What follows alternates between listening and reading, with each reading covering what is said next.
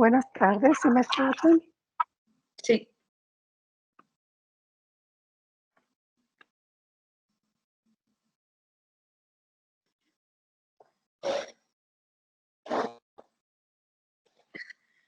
Bien, muy buenas tardes para todos. Le damos la bienvenida al Club de Lectura, Vive la Lectura. Para el mes de mayo continuamos con los encuentros del Club de Lectura Virtual de la Fundación Universitaria Los Libertadores. En esta ocasión conmemoramos los 10 años del fallecimiento del escritor argentino, ícono de la literatura mundial, Ernesto Sábato. En este encuentro nos centraremos en el informe sobre el ciego, un trabajo lleno de imágenes con mucha oscuridad y de contenido emocional, establecido como un gran libro literario de Sábato. Es una inquietante contribución de pesadilla a la literatura latinoamericana. Hoy tenemos como invitada a la promotora de lectura, Candelaria Frías, quien ha sido delegada por la Fundación Ernesto Sábato. Bienvenida, Candelaria, a este espacio. Gracias, Carmen. Bueno, bienvenidos a todos. Estoy muy contenta de estar acá en este homenaje a Ernesto. La palabra recordar significa volver a pasar por el corazón. El verbo ya en sí tiene la palabra corazón y me encanta esa palabra, por eso la quiero resaltar. Quiero contarles que además gracias a este homenaje yo tuve la oportunidad de reencontrarme con Ernesto Sábato, porque yo lo leí a los 17 años y su lectura no me produjo tanto como esta vez. Y ahora a partir del homenaje volví a leerlo y entré en una especie de trance y una fascinación con Sábato enorme. Incluso yo tuve la oportunidad de estar con él físicamente y la desaproveché en un punto y ahora me arrepiento y digo, ¿cómo me gustaría que esté Ernesto acá para charlar? Pero aún así, esto me hace pensar en el enorme poder de la literatura y de encontrarnos más allá del tiempo y más allá de la muerte. Yo creo que lo conocí a Ernesto Sábato ahora y no todas esas veces que tuve la oportunidad de estar enfrente de él y charlar. Y para él la salvación del mundo estaba en el arte y no había mejor manera que comunicarse entre los seres humanos que a través del arte. Así que esto que él decía yo lo pude comprobar en carne propia. Me gusta mucho que sea un club de lectura, me parece que leer es fascinante, y en grupo, y en voz alta. En un momento yo le fui a leer en un geriátrico un hombre y les puedo asegurar que le cambió la vida. Así que doy fe que la lectura cambia la vida de las personas. Así que bueno, gracias por estar acá, por invitarme, gracias a la Fundación. Y ahora vamos a leer los primeros 2 capítulos del informe sobre ciegos. Yo voy a comentar algunas cosas de estos 2 capítulos y después de sobre héroes y tumbas voy a un poco contar algo del contexto y nos vamos a ir metiendo en este infierno que nos presenta el señor Sábato, tan interesante. Y después ya envié algunos fragmentos que me interesan particularmente nombrar y leer, y seguramente algunos de los lectores de acá me van a acompañar. Así que bueno, empezamos con la maratón. Oh dioses de la noche, oh dioses de las tinieblas, del incesto y del crimen, de la melancolía y del suicidio, oh dioses de las ratas y de las cavernas, de los murciélagos, de las cucarachas, oh violentos, inescrutables dioses del sueño y de la muerte. ¿Cuándo empezó esto que ahora va a terminar con mi asesinato? Esta feroz lucidez que ahora tengo es como un faro y puedo aprovechar un intensísimo haz hacia vastas regiones de mi memoria. Veo caras, ratas en un granero, calles de Buenos Aires o Argel, prostitutas y marineros. Muévolas y veo cosas más lejanas, una fuente en la estancia, una bochornosa siesta, pájaros y ojos que pincho con un clavo. Tal vez ahí, pero quién sabe, puede ser mucho más atrás, en épocas que ahora no recuerdo, en periodos remotísimos de mi primera infancia, no sé, ¿qué importa además? Recuerdo perfectamente, en cambio, los comienzos de mi investigación sistemática, la otra, la inconsciente, acaso la más profunda. ¿Cómo puedo saberlo? Un día de verano del año 1947, al pasar frente a Plaza de Mayo por la calle San Martín, en la vereda de la municipalidad, yo venía abstraído cuando de pronto oí una campanilla como de alguien que quisiera despertarme de un sueño milenario. Yo caminaba mientras oía la campanilla, intentaba penetrar en los estratos más profundos de mi conciencia, la oía, pero no la escuchaba, hasta que de pronto aquel sonido tenue, pero penetrante y obsesivo pareció tocar alguna zona sensible de mi yo. Algunos de esos lugares en que la piel del yo es finísima y de sensibilidad anormal, y desperté sobresaltado, como ante un peligro repentino y perverso, como si en la oscuridad hubiese tocado con mis manos la piel helada de un reptil. Delante de mí, enigmática y dura, observándome con toda su cara, vi a la ciega que allí vende baratijas.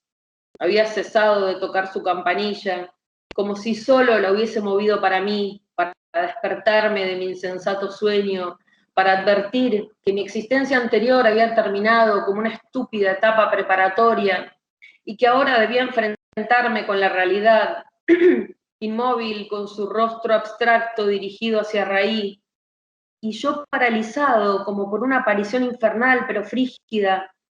Quedamos así durante esos instantes que no forman parte del tiempo, sino que dan acceso a la eternidad. Y luego, cuando mi conciencia volvió a entrar en el torrente del tiempo, salí huyendo. De ese modo empezó la etapa final de mi existencia. Comprendí a partir de aquel día que no era posible dejar transcurrir un solo instante más y que debía iniciar ya mismo la exploración de aquel universo tenebroso. Pasaron varios meses, hasta que en un día de aquel otoño se produjo el segundo encuentro decisivo. Yo estaba en plena investigación, pero mi trabajo estaba retrasado por una inexplicable abulia, que ahora pienso era seguramente una forma falaz del pavor a lo desconocido. Vigilaba y estudiaba a los ciegos, sin embargo. Me había preocupado siempre y en varias ocasiones tuve discusiones sobre su origen, jerarquía, manera de vivir y condición zoológica. Apenas comenzaba por aquel entonces a esbozar mi hipótesis de la piel fría y ya había sido insultado por carta y de viva voz por miembros de las sociedades vinculadas con el mundo de los ciegos.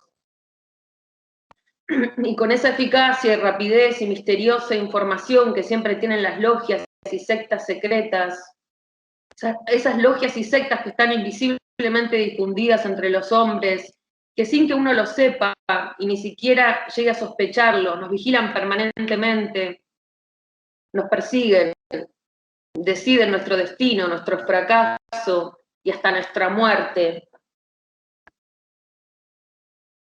Cosa que en grado sumo pasa con la secta de los ciegos, que para mayor desgracia de los inadvertidos tienen a su servicio hombres y mujeres normales, en parte engañados por la organización, en parte como consecuencia de una propaganda sensiblera y demagógica, y en fin, en buena medida por temor a los castigos físicos y metafísicos que se murmura reciben los que se atreven a indagar en sus secretos. Castigos que, dicho sea de paso, tuve por aquel entonces la impresión de haber recibido ya parcialmente y la convicción de que lo seguiría recibiendo en forma cada vez más espantosa y sutil, lo que sin duda, a causa de mi orgullo, no tuvo otro resultado que acentuar mi indignación y mi propósito de llevar mis investigaciones hasta las últimas instancias. Si fuera un poco más necio, ¿podría acaso jactarme de haber confirmado con esas investigaciones la hipótesis que desde muchacho imaginé sobre el mundo de los ciegos? Ya que fueron las pesadillas y alucinaciones de mi infancia las que me trajeron la primera revelación. Luego, a medida que fui creciendo, fue acentuándose mi prevención contra esos usurpadores, especie de chantajistas morales, que cosa natural, abundan en los subterráneos, por esa condición que los emparentó con los animales de sangre fría y piel resbaladiza que habitan en cuevas, cavernas, sótanos, viejos pasadizos, caños de desagües, alcantarillas, pozos ciegos, grietas profundas, minas abandonadas con silenciosas filtraciones de agua, y algunos, los más poderosos, en enormes cuevas subterráneas, a veces a centenares de metros de profundidad, como se puede deducir de informes equívocos y reticentes de espeleólogos y buscadores de tesoros, lo suficiente claros, sin embargo, para quienes conocen las amenazas que pesan sobre los que intentan violar el gran secreto.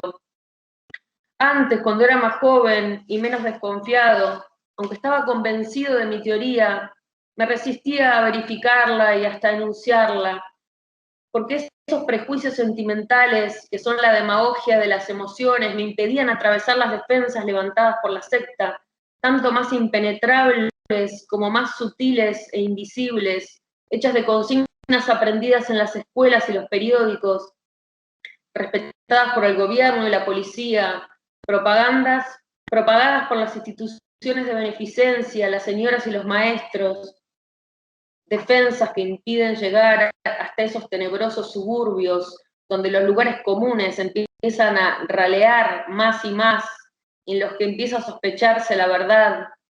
Muchos años tuvieron que transcurrir para que pudiera sobrepasar las defensas exteriores, y así, paulatinamente, con una fuerza tan grande y paradojal como la que las pesadillas nos hacen marchar hacia el horror, fui penetrando en las regiones prohibidas, donde empieza a reinar la oscuridad metafísica, vislumbrando aquí y allá, al comienzo indistintamente, como fugitivos y equívocos fantasmas, luego con mayor y aterradora precisión, todo un mundo de seres abominables. Ya contaré cómo alcancé ese pavoroso privilegio y cómo después de años de búsqueda y de amenazas pude entrar en el recinto donde se agitan una multitud de esos seres, de los cuales los ciegos comunes son apenas su manifestación menos impresionante.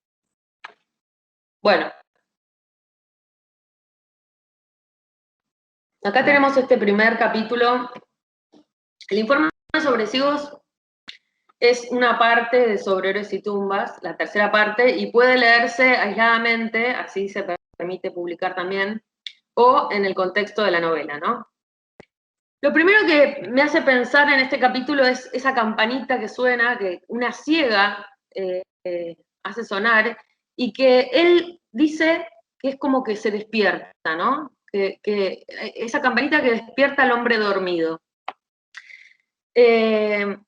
Bueno, acá es importante decir que en realidad hay una inversión en Sábato, porque los videntes somos los ciegos, los que vivimos en un mundo adormecido donde creemos que las cosas son tal cual aparentan. Y lo que este personaje se está planteando es una búsqueda metafísica, ¿no? En este caso, encarnado en el mal, que es los ciegos para él encarnan el mal, y él decide iniciar su investigación.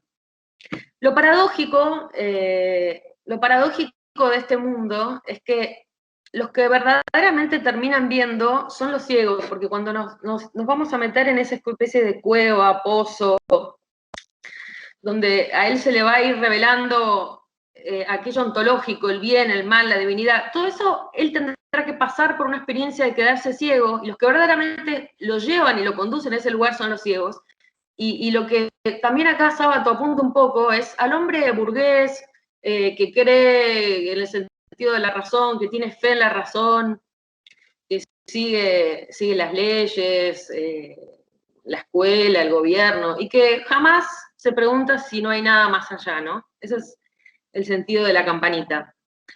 Ahora voy a leerles el segundo capítulo, para que estén atentos. Lo que importa en este segundo capítulo es que este personaje, Fernando Vidal, que es el padre de Alejandra, quien vamos a mencionar después, empieza a seguir este ciego y el ciego termina persiguiéndola a él. Esta es una fórmula que se da todo el tiempo en la novela. Él es un paranoico que todo el tiempo cree que lo están siguiendo. Tal es así que después de estos primeros 2 capítulos, él cuenta acá que suspende su investigación y se va a Europa huyendo de la secta que lo persigue, y después vuelve. Pues vamos a volver con eso. Pero quiero que estén atentos a esto del perseguidor perseguido, ¿no? Del segundo capítulo. Dice: bueno, no quiero dejar de mencionar acá, no sé si saben, pero Sábato, además de ser un maravilloso escritor, toda su vida estuvo denunciando al racionalismo y sus consecuencias, la fe empecinada que tenemos en la razón y los avances de la ciencia y el desastre ecológico en el que íbamos a vivir, que estamos viviendo ahora. Entonces, bueno, todo eso es un contexto importante para resaltar, ¿no? Además de lo literario. Bueno, empiezo el segundo capítulo. Recuerdo muy bien aquel 14 de junio, día frígido y lluvioso. Vigilaba el comportamiento de un ciego que trabajaba en el subterráneo a Palermo, un hombre más bien bajo y sólido, morocho, sumamente vigoroso y muy mal educado, un hombre que recorre los coches con una violencia apenas contenida, ofreciendo ballenitas entre una compacta masa de gente aplastada. En medio de esa multitud, el ciego avanza violenta y rencorosamente, con una mano extendida donde recibe los tributos que con sagrado recelo le ofrecen los infelices oficinistas, mientras en la otra mano guarda las ballenitas simbólicas, pues es imposible que nadie pueda vivir de la venta real de estas varillas, ya que alguien puede necesitar un par de ballenitas por año y hasta por mes, pero nadie, ni loco ni millonario, puede comprar una decena por día. De modo que, como es lógico, y todo el mundo así lo comprende, las ballenitas son meramente simbólicas, algo así como la enseña del ciego, una suerte de patente de corso que los distingue del resto de los mortales. Además de su célebre bastón blanco, vigilaba pues la marcha de los acontecimientos dispuestos a seguir a ese individuo hasta el fin para confirmar de una vez por todas mi teoría. Hice innumerables viajes entre Plaza de Mayo y Palermo, tratando de disimular mi presencia en las terminales, porque temía despertar sospechas de la secta y ser denunciado como ladrón o cualquier otra idiotez semejante en momentos en que mis días eran de un valor incalculable. Con ciertas precauciones, pues, me mantuve en estrecho contacto con el ciego, y cuando por fin realizamos el último viaje de la 1:30, precisamente aquel 14 de junio, me dispuse a seguir al hombre hasta su guarida, en la terminal de Plaza de Mayo, antes de que el tren hiciera su último viaje hasta Palermo. El ciego descendió y se encaminó hacia la salida que da a la calle San Martín. Empezamos a caminar por esa calle hacia Cangallo. En esa esquina dobló hacia el bajo. Tuve que extremar mis precauciones, pues en la noche invernal y solitaria no había más transeúntes que el ciego y yo, o casi, de modo que lo seguí a prudente distancia, teniendo en cuenta el oído que tienen y el instinto que les advierte cualquier peligro que aceche sus secretos. El silencio y la soledad tenían esa impresionante vigencia que tienen siempre de noche en el barrio de los bancos, barrio mucho más silencioso y solitario de noche que cualquier otro, probablemente por contraste, por el violento ajetreo de esas calles durante el día, por el ruido, la inenarrable confusión, el apuro, la inmensa multitud que allí se agita durante las horas de oficina, pero también, casi con certeza, por la soledad sagrada que reina en esos lugares cuando el dinero descansa. Una vez que los últimos empleados y gerentes se han retirado, cuando se ha terminado con esa tarea agotadora y descabellada en que un pobre diablo que gana 5.000 pesos por mes maneja 5 millones y en que verdaderas multitudes depositan con infinitas precauciones pedazos de papel con propiedades mágicas que otras multitudes retiran de otras ventanillas con precauciones inversas. Proceso todo fantasmal y mágico, pues aunque ellos, los creyentes, se creen personas realistas y prácticas, aceptan ese papelucho sucio donde con mucha atención se puede descifrar una especie de promesa absurda, en virtud de la cual un señor que ni siquiera firma con su propia mano se compromete en nombre del Estado a dar no sé qué cosa al creyente a cambio del papelucho, Y lo curioso es que a este individuo le basta con la promesa, pues nadie que yo sepa jamás ha reclamado que se cumpla el compromiso.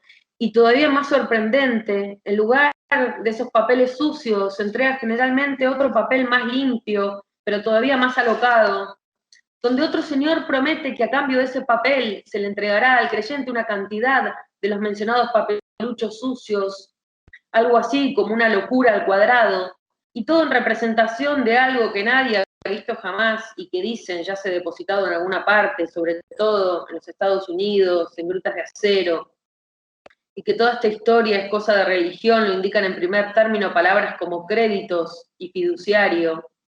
Decía pues que esos barrios, al quedar despojados de la frenética muchedumbre de creyentes, en horas de la noche, quedan más desiertos de gente que ningún otro, pues allí nadie vive de noche, ni podría vivir, en virtud del silencio que domina y de la tremenda soledad de los gigantescos halls, de los templos y de los grandes sótanos, donde se guardan los increíbles tesoros.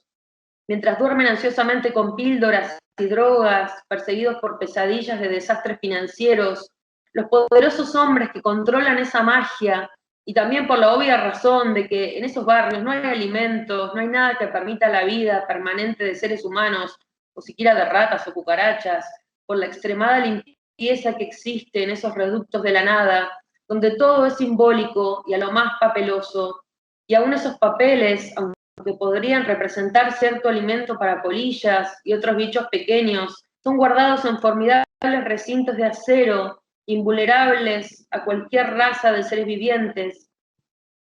En medio, pues, del silencio total que impera en el barrio de los bancos, seguía el ciego por Cangallo hacia el Bajo.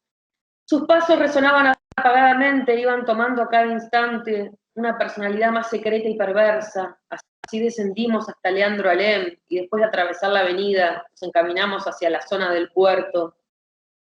Extremé mi cautela, por momentos pensé que el ciego podía oír mis pasos y hasta mi agitada respiración. Ahora el hombre caminaba con una seguridad que me pareció aterradora, pues descartaba la trivial idea de que no fuera verdaderamente ciego. Pero lo que me asombró y acentuó mi temor es que de pronto tomase nuevamente hacia la izquierda, hacia el Luna Park. Y digo que me atemorizó porque no era lógico, ya que si eso hubiese sido su plan desde el comienzo, no había ningún motivo para que después de cruzar la avenida hubiese tomado hacia la derecha. Y como la suposición de que el hombre se hubiera equivocado de camino era radicalmente inadmisible, dada la seguridad y rapidez con que se movía, restaba la hipótesis temible de que hubiese advertido mi persecución y estuviera intentando despistarme, o lo que era infinitamente peor, tratando de prepararme una celada. No obstante, la misma tendencia que nos induce a asomarnos a un abismo me conducía en pos del ciego y cada vez con mayor determinación. Así ya casi corriendo, lo que hubiera resultado grotesco, de no ser tenebroso, se podía ver un individuo de bastón blanco y con el bolsillo lleno de ballenitas, perseguido silenciosa pero frenéticamente por otro individuo, primero por Bullard hacia el norte y luego, al terminar el edificio de Luna Park hacia la derecha, como quien piensa bajar hacia la zona portuaria. Lo perdí entonces de vista porque, como es natural, yo lo seguía a cosa de media cuadra. Apresuré con desesperación mi marcha, temiendo perderlo cuando casi tenía, así lo pensé entonces, buena parte del secreto en mis manos. Casi a la carrera llegué a la esquina y doblé bruscamente hacia la derecha, tal como lo había hecho el otro. ¡Qué espanto! El ciego estaba contra la pared, agitado, evidentemente a la espera. No pude evitar el llevármelo por delante, entonces me agarró del brazo con una fuerza sobrehumana y sentí su respiración contra mi cara.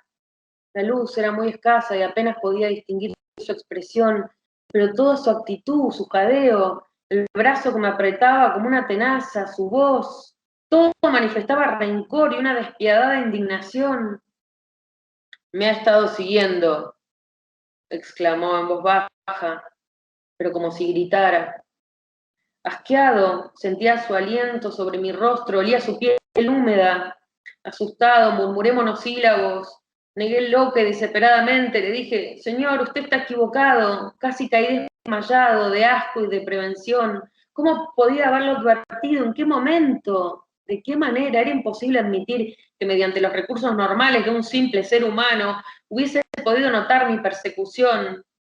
¿Qué? ¿Acaso los cómplices, los invisibles colaboradores que la secta tiene distribuidos astutamente por todas partes y en las posiciones y oficios más insospechados? Niñeras, profesoras de enseñanza secundaria, señoras respetables, bibliotecarios, guardias de tranvías, vaya a saber. Pero de ese modo confirmé, aquella madrugada, una de mis intuiciones sobre la secta. Todo eso lo pensé vertiginosamente mientras luchaba por desasirme de sus garras. Salí huyendo en cuanto pude y por mucho tiempo no me animé a proseguir mi pesquisa, no solo por temor que sentía en grado intolerable, sino también por cálculo, pues imaginaba en aquel episodio nocturno podía haber desatado sobre mí la más estrecha y peligrosa vigilancia. Tendría que esperar meses y quizá años, tendría que despistar, debería hacer creer que aquello había sido una simple persecución con objetivo de robo. Otro acontecimiento me condujo más de 3 años después sobre la gran pista y pude por fin entrar en el reducto de los ciegos, de esos hombres que la sociedad denomina no videntes, en parte por sensiblería popular, pero también con casi seguridad, por ese temor que induce a muchas sectas religiosas a no nombrar nunca la divinidad en forma directa. Bueno.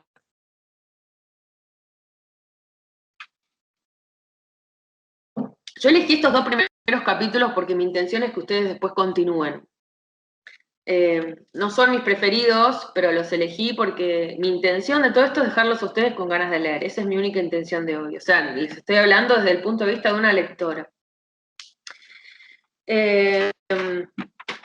Bueno, acá parece muy absurdo el mundo de los bancos, el sistema en que vivimos, el dinero, ¿no? Eso me parece que ese absurdo también tiene que ver con el existencialismo del cual Sábato formó parte y se conectó con Camus, con todos ellos, ¿no? O sea, vivimos en un mundo absurdo y somos ciegos. Él habla del hombre realista, como que el hombre realista es el que justamente no puede ver más allá. Digo, les voy a leer solamente un párrafo donde habla de estos hombres realistas. La verdad es que mientras que yo iba escribiendo todo lo que les quería decir, cada vez iba agregando más partes escritas por él, porque me parecían tan maravillosas. Así que bueno, espero no haber pecado demasiado en citarlo, pero me fue ineludible. Dice, siempre me ha hecho reír la falta de imaginación de esos señores que creen que para acertar con una verdad hay que darles a los hechos las debidas proporciones. Esos enanos imaginan, también ellos tienen imaginación, pero una imaginación enana, que la realidad no sobrepasa su estatura, ni tiene más complejidad que su cerebro de mosca. Esos individuos que a sí mismos se califican de realistas porque no son capaces de ver más allá de sus narices, confundiendo la realidad con un círculo de 2 metros con centro en su modesta cabeza. Ahí está clarísimo, está diciendo que los hombres realistas son los que no ven, son los ciegos verdaderamente, ¿no? En toda la obra de Sábato hay infinitas alusiones a la mirada, a la ceguera, evidentemente es un tema que a él lo obsesionaba. Sobre Héroes y Tumbas forma parte de una trilogía, la primera novela es El túnel, Sobre Héroes y Tumbas, y después Abaddon el exterminador.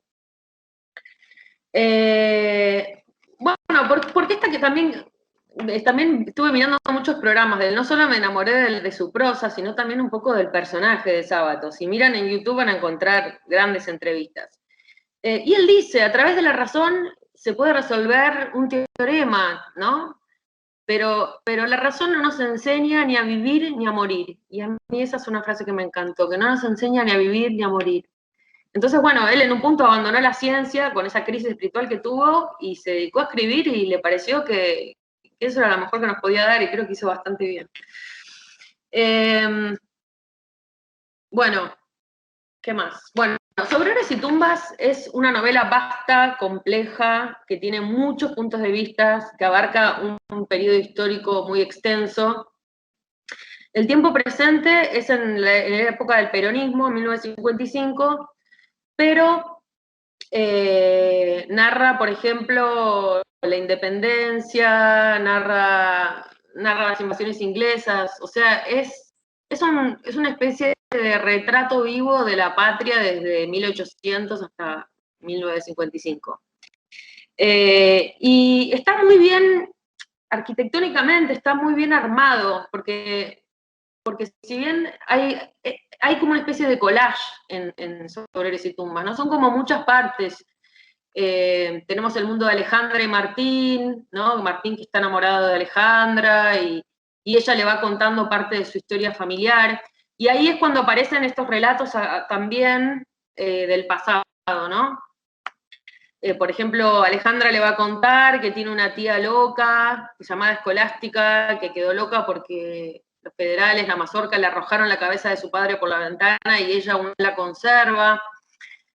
Ella vive en una casa en Barracas, con un grupo de ancestros que son personajes medio fantasmales, son un poco menos reales que ella y que Fernando Vidal, que tienen como un poco más entidad. Y uno de los relatos más importantes que se cuenta, o no voy a explayarme demasiado porque quiero ir al informe, pero solo lo voy a mencionar, es la huida de las tropas de Lavalle hacia el norte con el cadáver de Lavalle, porque el enemigo, Oribe, ha prometido exhibir la cabeza de Lavalle en una plaza pública, entonces hay una especie de viaje para evitar este objetivo que se propuso Oribe, y esto es uno de los relatos que son bastante importantes dentro de la obra.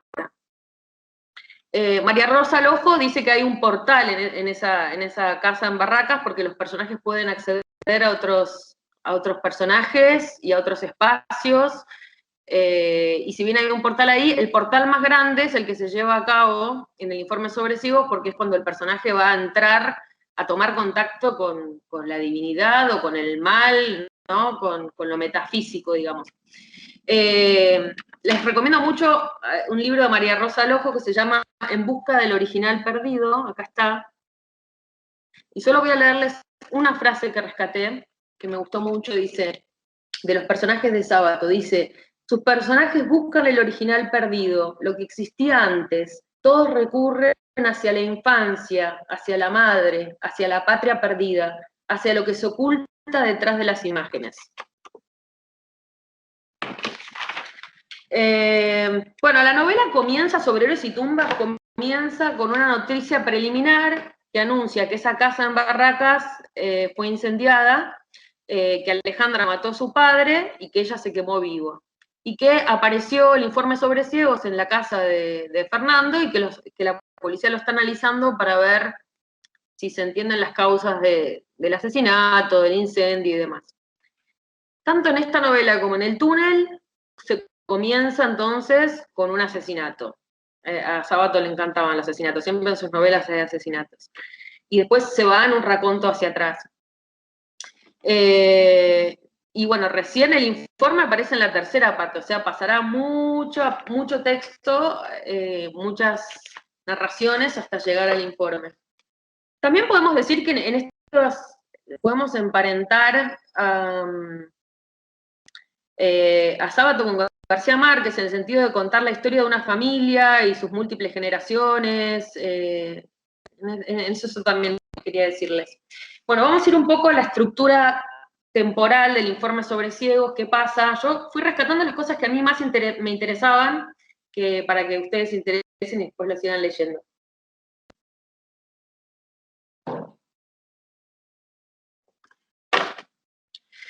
Después de estos dos primeros capítulos que leímos, donde él, bueno, la ciega le toca la campanita, lo despierta esta misión que él tiene de indagar esta secta y de buscar el origen del mal, y la segunda de que lo persiguen. Como les dije, él va a hacer unos viajes, van a pasar creo que 3 años hasta que él vuelva a su investigación.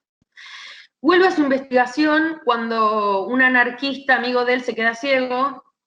El deseo de Fernando era ver cómo alguien conocido se quedara ciego para vivir su metamorfosis, y así sucede. Y además él cree que lo van a venir a buscar y que de esa manera lo va a poder perseguirlo y investigar a la secta. Y eso es efectivamente lo que sucede. Lo vienen a buscar, él lo sigue Iglesias, y ahí entra en una especie de laberinto completamente infernal. Primero aparece en un cuarto con una ciega, que le dará terror, pavor. después tendrá una serie de alucinaciones donde aparecen, que ya nos vamos a detener en estos fragmentos que sí me importan, aparece un cíclope, aparece una deidad, son fragmentos completamente surrealistas y de una prosa maravillosa. Y después él de pronto vuelve a aparecer en el cuarto con la ciega, entonces no sabrá si, nunca se sabe si fueron todas alucinaciones. Por otro lado, las sectas, dice él, tienen la capacidad de hacerte alucinar. La secta tiene magia negra, brujos, entonces él cree que en parte las alucinaciones fueron provocadas por la secta. Uno como lector puede decir, ay, bueno, pero este es un tipo que está loco, que es todo una gran alucinación, pero bueno, no hay que desmerecer esas alucinaciones, porque para Sábato las pesadillas son fundamentales. Él, de hecho, de joven cuenta que ha tenido muchas pesadillas. De hecho, este informe, él dice que fue como si se lo hubieran dictado, que fue como una gran pesadilla. Y hay algo muy interesante que dice es, de un sueño se puede decir cualquier cosa menos que es mentira. Porque en el sueño está el símbolo, ¿no? Lo simbólico, que es algo que está muy presente en esta obra, en este informe. Entonces,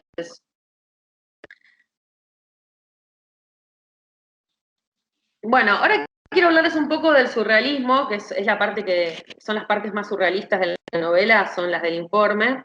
Contarles que él en los años 30 estuvo en Europa y tuvo mucho contacto con los surrealistas, con los artistas, los conoció, formó parte de ellos. Él mismo hizo un gran aporte al surrealismo. Y aparecen en esta novela, primero aparece un pintor surrealista llamado Domínguez que tiene una relación sexual con una modelo ciega, y este personaje Fernando hace de voyeur, ¿no? Es la parte voyeurística de la novela.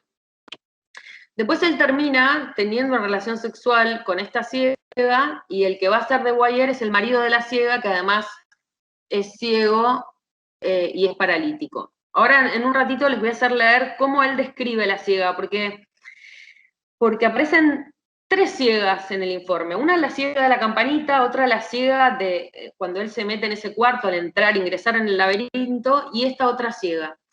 Y él se termina fundiendo con la ceguera, ¿no? Y de esa manera es cuando él descubre el más allá. Entonces, bueno, ahora les voy a, si querés, ¿alguien quiere leer de los que están presentes el fragmento de la ciega? A ver. Y si no, se los leo yo. A ver.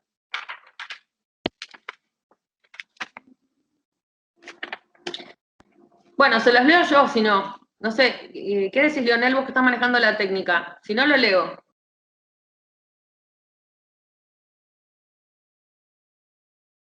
Sí, ya le voy a iniciar. Ah, bueno.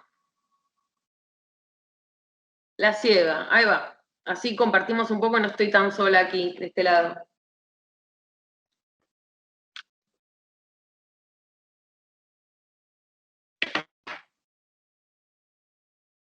Bueno, ¿alguien quiere leer? Hola.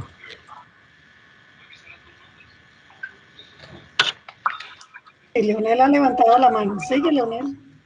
Sí. Un segundo. Hola, hola, ¿me escuchan? Sí. Perfecto. Ok. Sí.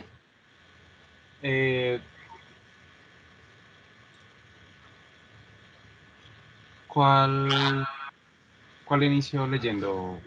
La ciega. La ciega. ¿La ciega? Ok. Bueno, dice así. Solo diré que en el caso de vivir 5000 años, me sería imposible olvidar hasta mi muerte. Aquellas siestas de verano con aquella hembra anónima, múltiple como un pulpo, lenta y minuciosa como una babosa, flexible y perversa como una víbora, eléctrica y delirante como una gata nocturna.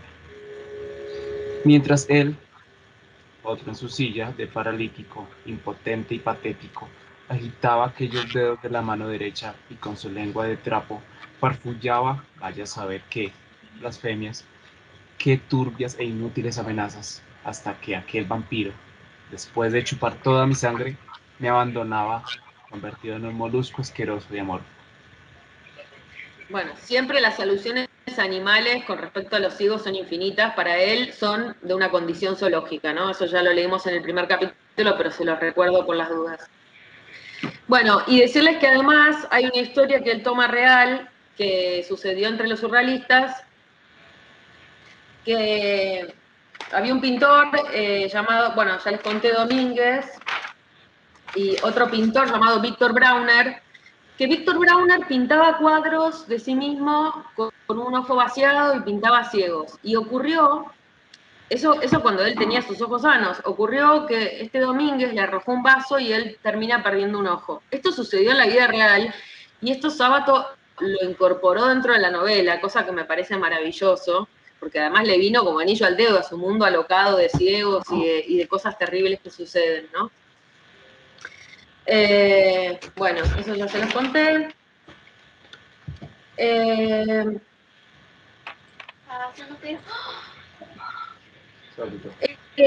Si querés leer, Leonel o alguien, La cloaca, Abominables Cloacas de Buenos Aires. Ahora vamos a ir a una parte donde él se va metiendo en esta cloaca y quiero que miren el fragmento que viene, lo poético que es y cómo combina los contrastes, porque también Sábato es un escritor de contrastes, ¿no? Sus personajes, por ejemplo, Fernando es un héroe al revés, él se considera un místico de la basura, pero bueno, tiene en esta búsqueda de la verdad, esta búsqueda ontológica, hay una parte positiva. En otros personajes también, como Lavalle, aparece como un criminal también por la muerte de Dorrego, pero también como un ídolo visto desde sus compañeros. Siempre se manejan los contrastes con Sábato. Y en este fragmento, que es muy poético, cómo se mezcla el mundo que escondemos con el mundo de las apariencias, ¿no? Cómo está descrito. Si lo querés leer, Leonel, o alguien. Ok, bueno, les hacemos la invitación a todos nuestros asistentes a ver si alguien se anima a leer estos pequeños fragmentos. Por el momento, pues bueno, yo voy a continuar. Bueno, La cloaca.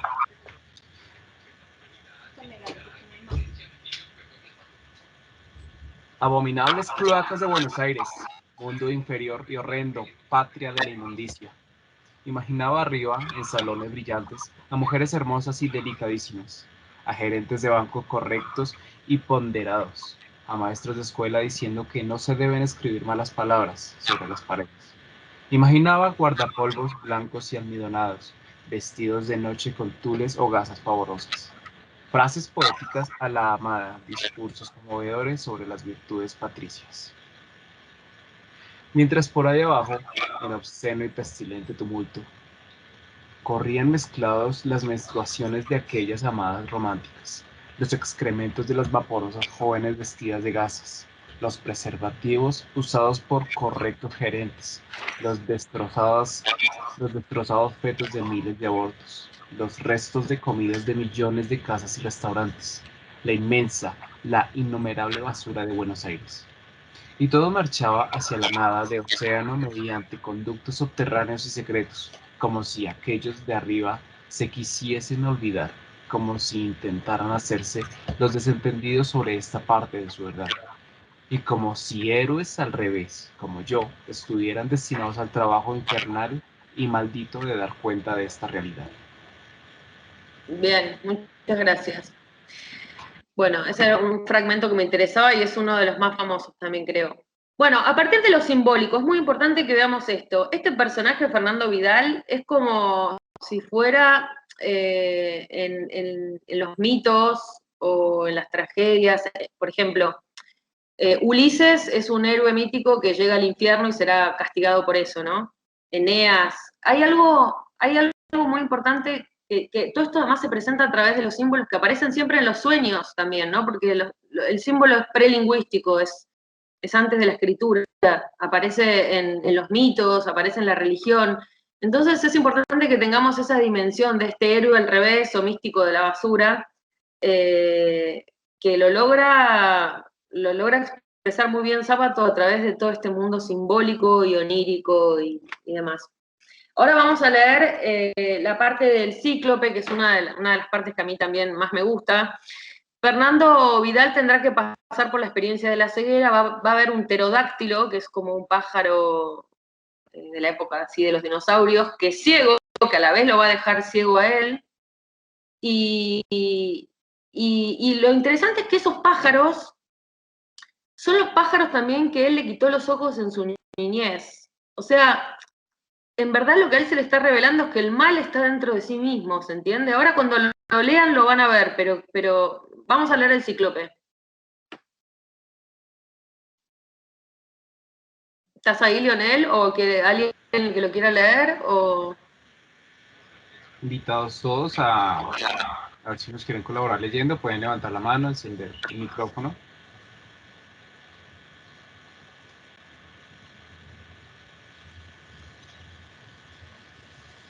Bueno, Cristian Alexander Ruiz levantó la mano, nos quiere colaborar. Dale.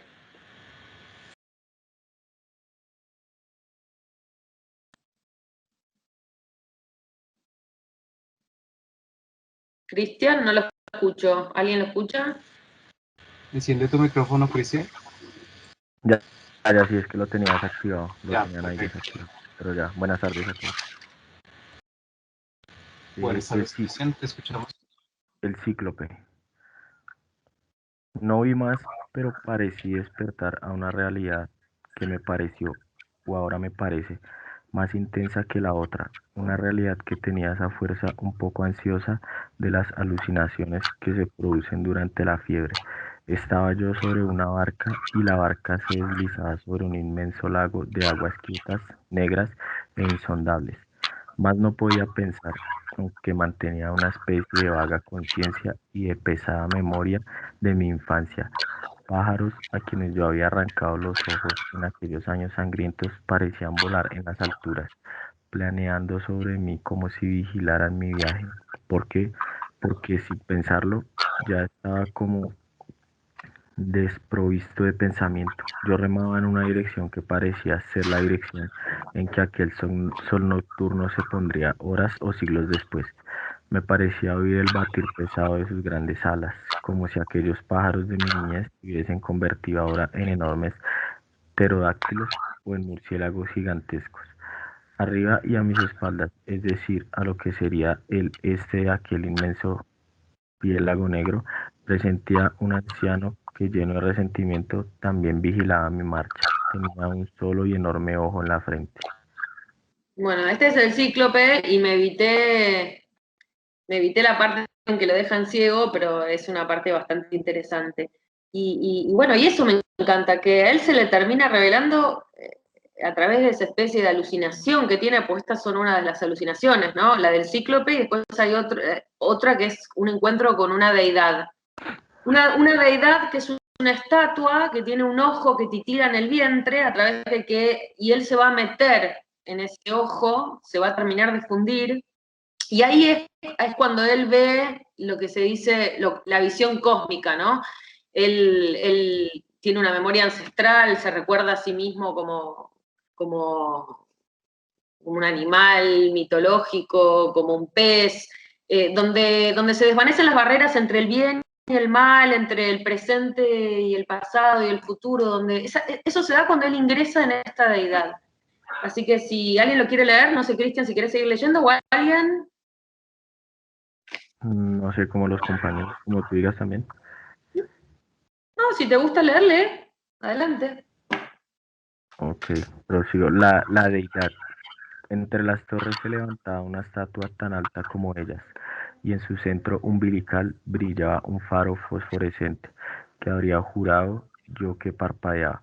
Si la muerte que reinaba en aquella comarca no indicara que ese parpadeo no era más que una ilusión de mis sentidos, tuve la certeza de que allí tendría acabamiento mi largo peregrinaje y que tal vez en aquel reducto poderoso encontraría por fin el sentido de mi existencia, que tenía poder sobre la vida y la muerte. Su cuerpo era de mujer que tenía alas y cabeza de vampiro.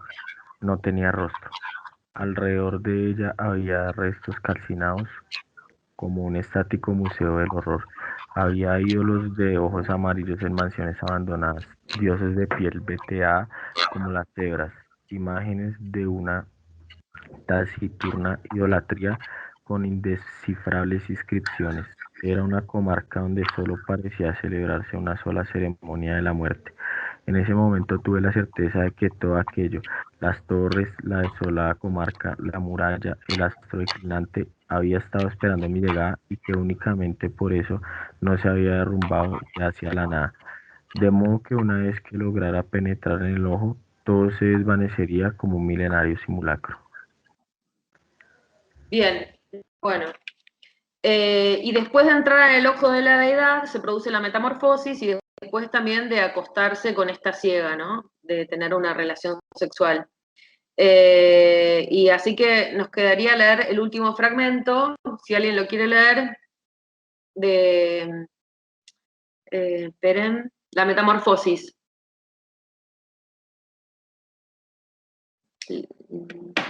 Lionel, Cristian, ¿alguien? ¿Es cortito? Sí, te escucho. Bueno, vamos a leer este último fragmento.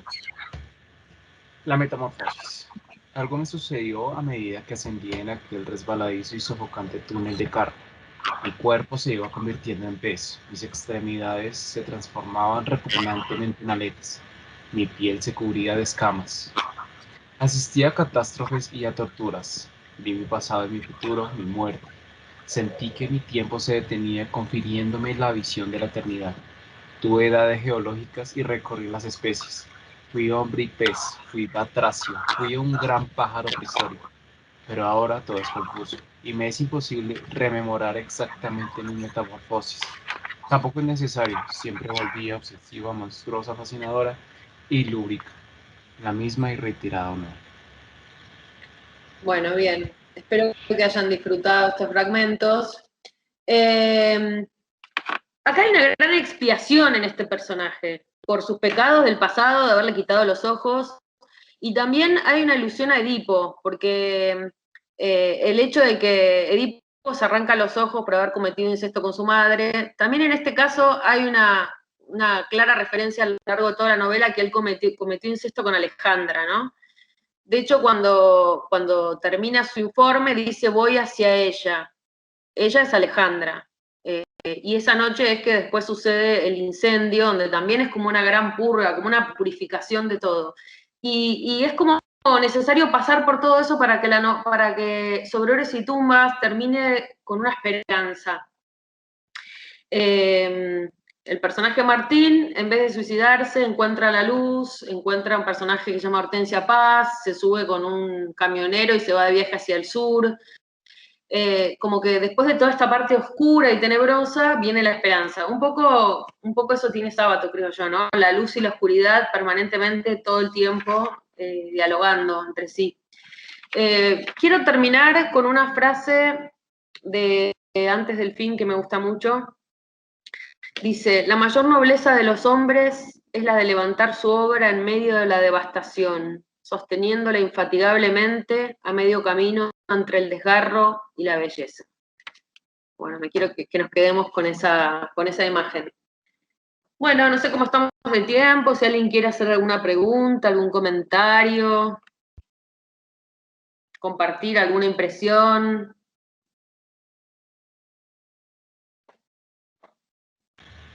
Bueno, em, realmente en los últimos meses pues me he interesado un poco en consultar e investigar un poco las obras de Sábato. Uh-huh. Y dentro de esa inspección, dentro de esa investigación, pues hallé una frase, así como tú acabas de decir, una frase que, que responde un poco a la coyuntura que está viviendo en este momento digamos que el entorno colombiano, ¿no? No tanto por la coyuntura del COVID, porque bueno, eso es digamos que a nivel internacional, eso a todos los países les tocó vivir eso, sino me refiero a la represión y demás que ha habido frente al marco del paro nacional desde el 28 de abril. Entonces, en este orden de ideas encontré una frase genial que me representa a mí y yo creo que a muchísimos de los que digamos que luchamos porque haya una democracia decente en nuestro país. Dice así, si nos cruzamos de brazos seremos cómplices de un sistema que ha legitimado la muerte silenciosa.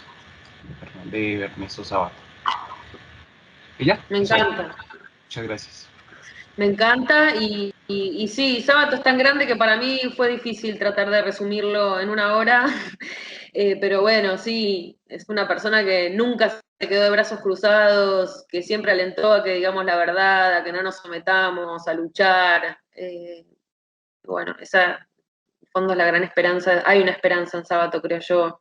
Así que, bueno, gracias por compartirlo, espero que... Qué pena, Candelaria. Disculpa, Claudia Sí. Bautista había levantado la mano, no sé si quiera... Ah, yo lo de las manos, perdonen, pero no lo entiendo, pero sí, hable el que quiera. Está Listo. abierto.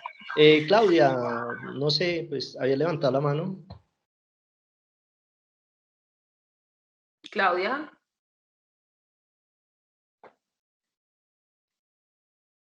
Pues había sido yo, Laura González.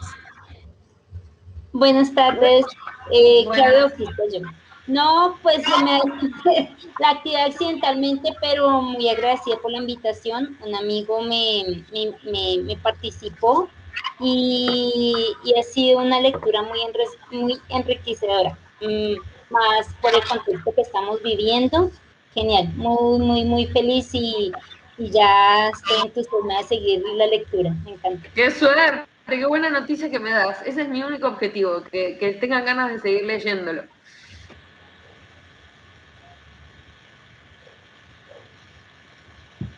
Bueno, ¿alguien más? A ver, veo una manito.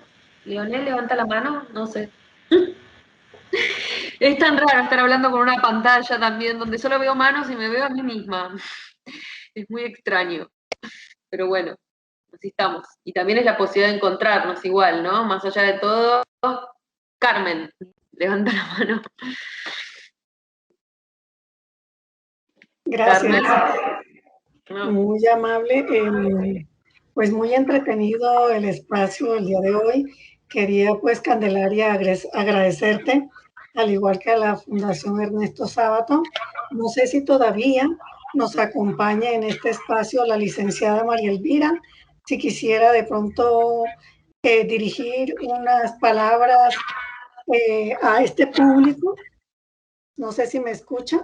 No sé si está hoy, porque yo le dije que no se preocupara, que si no podía, capaz que no está entre nosotros. Pero bueno, tuvimos la suerte de escucharla el otro día. Ok, perfecto. Perfecto. Bueno, sí, muchísimas gracias, Candelaria, de verdad. Un espacio entretenido, como lo comentaba nuestra oyente. Y de paso, pues agradecer a la Fundación Ernesto Sábato, quien en el Día del Idioma y en este espacio del club nos ha acompañado. Y de verdad que ha sido un espacio interesante que quisiéramos de pronto más adelante tener la oportunidad de continuar compartiéndolos, ¿no? Y a la vez, pues aprovecho que tengo los micrófonos para invitar al público para que nos acompañe el próximo 16 de junio a la misma hora, 3 de la tarde, que es el espacio que se ha destinado para el Club de Lectura, el tercer miércoles de cada mes, especialmente invitados. Bienvenidos y muchísimas gracias por su participación, Leonel. Sí, en este momento una persona de nuestros asistentes tiene la mano marcada y es Elvira González Fraga. Ah, qué Nos está suerte. acompañando efectivamente. Entonces, pues, licenciada, si desea brindarnos unas palabras, bienvenida. No sé si se me oye, porque me parece que estoy como desconectada. ¿Se oye? Se le oye perfecto, sí señora. Ah, muy bien. Bueno, yo me quedé muy gustosa de oír la Candelaria, de comprender la pasión con la que ella ha trabajado los temas de Ernesto. La Fundación está en este momento brindando una serie de encuentros para rememorar la obra de él. Yo que he compartido largamente su vida, les digo que Ernesto era un apasionado por lo que sentía de una manera tan radical que no había manera de decirle, bueno, Ernesto está bien, ahora quédate tranquilo, no busques más, quedémonos con esto. Él era de los que creía que siempre se podía hacer más. Y fue un gran luchador. Les agradezco esta idea de tener una lectura y de habernos incorporado. A vos, Carmen, todo mi agradecimiento. También a vos, Candelaria. Bueno, gracias a todos y sigan juntándose a leer, que me parece una manera maravillosa de vivir. Esa es una gran pasión, la lectura. Muchas gracias, altamente agradecidos con ustedes, la Fundación Universitaria Los Libertadores. Una feliz tarde para todos. Chao. Muchas gracias, hasta luego. Buena tarde Feliz para tarde, todos. gracias. Gracias, hasta luego, feliz tarde.